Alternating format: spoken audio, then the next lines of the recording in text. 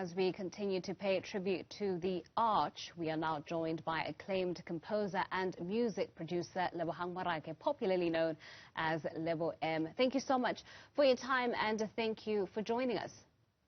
Oh, thank you for having me. Good evening. Talk to us about how you personally knew the Arch.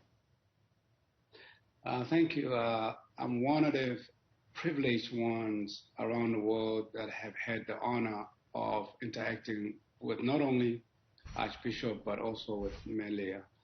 In the mid-80s, when I left the streets, I lived in the streets in Los Angeles, was homeless for a while. I was able to get off the streets, assisted in a large part by the Bishop Tutu Fund that allowed me to go to college, Los Angeles City College.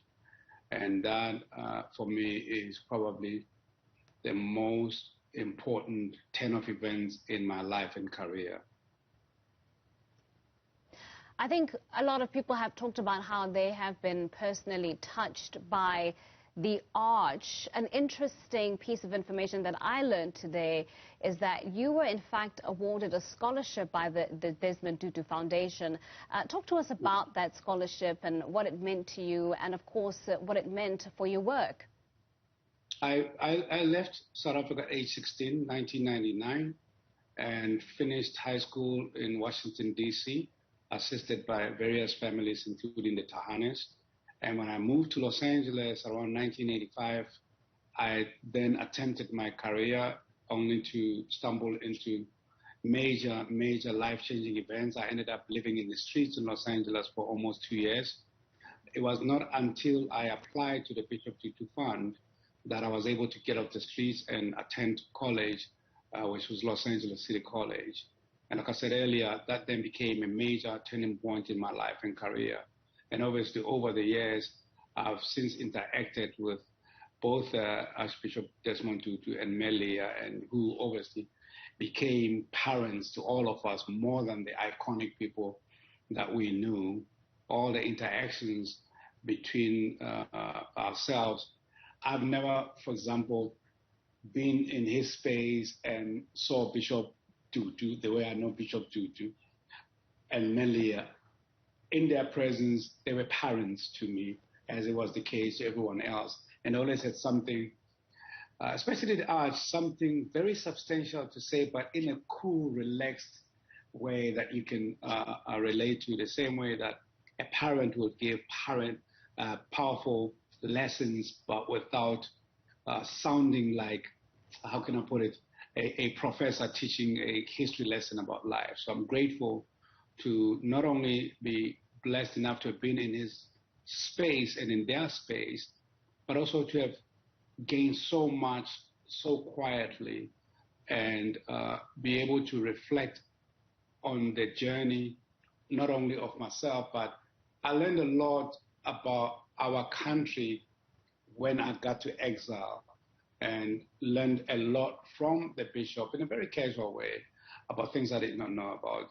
And therefore I'm very grateful and even honored to have the opportunity to pay tribute. Something that you do, something common, I suppose, that you share with the Archbishop, if I may, is the fact that you both have spent some time outside of the country, certainly at the height of apartheid rule, and were afforded this opportunity, even if it wasn't by choice, to be, the voice of the voiceless in the country back home, and to really call to attention some of the atrocities that were taking place back home, and to force the international community to take a closer look at something that perhaps they weren't willing to for a long time. What do you make sense of, I suppose, that shared history that you have with the Archbishop? Well, unlike, for example, the post-1994 generation, we all learned what it is like to be a South African in exile, what it's like and what responsibilities come with that, especially at that time as a refugee. And one of the key important things I learned was that whatever I do in my life, if it's not centered around my responsibility as a South African and as a professional to echo in some direct or indirect way and what the Bishop insisted in a direct way, what our story is to the world.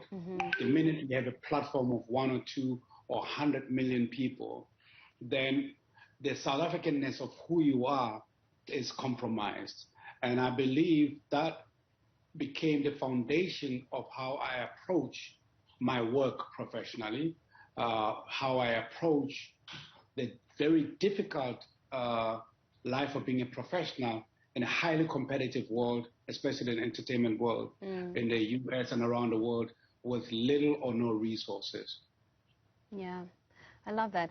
Now, you've already mentioned that you had the sort of adoptive relationship with the Archbishop, where it felt as though he was, another parent to you, and you felt certainly like you were another son to him. What were some of the things that you observed closely about the Archbishop that you carry with yourself to this day? Perhaps share with us some of your fondest memories as well of the Archbishop.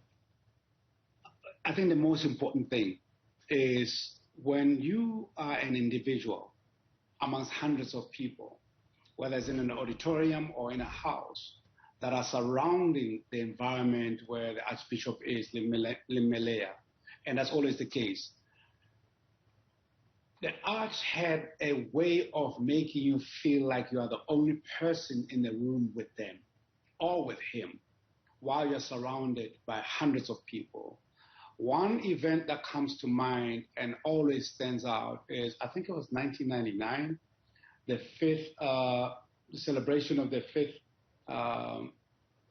dispensation, democratic dispensation. We're in Los Angeles. It was a very big night, and it was the Archbishop's birthday, and a huge event was arranged and produced by Artists for the Newzroom Afrika, which was the organization I and many South Africans belonged in, that produced and protected the legacy not only of Archbishop Desmond Tutu, that still does today, but the legacy for our struggle throughout our history.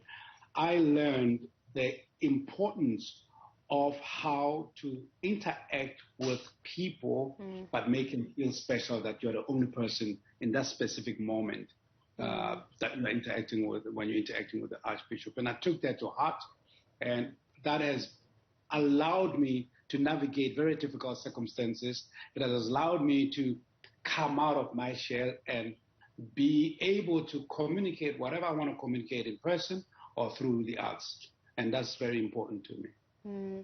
Something I think that we've learned certainly over the years is the power of entertainment, that with intentionality we can achieve so much. And I think what's key today, particularly for this continent, for this country, is representation. I think that's something, as a composer and as a producer, you've taken very seriously. But I wonder, when we look at the arts and we look at dance and we look at music today, how best can we ensure that through these mediums we still honor the Archbishop and many of the principles and philosophies that he stood for? Ubuntu, for instance, which is one that we've talked about quite greatly on this platform.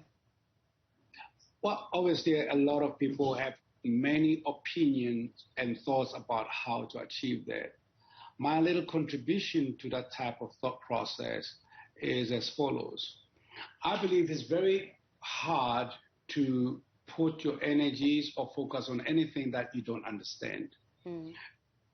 In order for us to really qualify that as a country and as an individual, especially in this generation in the last 10, 15, 20 years, it becomes even more important to reflect on, study, and understand the journey of these individuals that have created such iconic global impact on behalf of our country.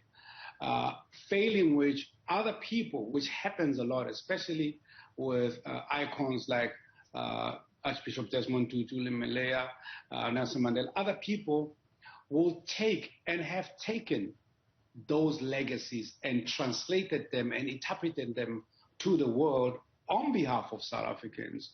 To a larger extent, these stories are not told to people around the world by South Africans. These stories, these iconic names and personalities, to a greater extent are owned by Hollywood or everyone else that is not South African. So we're truly not the custodians of our journey in that sense. And that, I believe, becomes a deeper, how to put this, a much deeper and unfortunate disadvantage for new generations to learn our story, our history through third parties. So that it's unfortunate when the whole world still relishes many heroes from South Africa. And when those stories come back to South Africa, they come through other mediums and other people's thought processes. So we get third-party information about legacies and stories that we should be owning, that we should be custodians of. Very poignant points there. Thank you so much, Ndata Morake, for your time. That was acclaimed composer and music producer Lebohang Morake, popularly known as Lebo M, joining us there to share his own reflections on the late Archbishop Emeritus Desmond Tutu.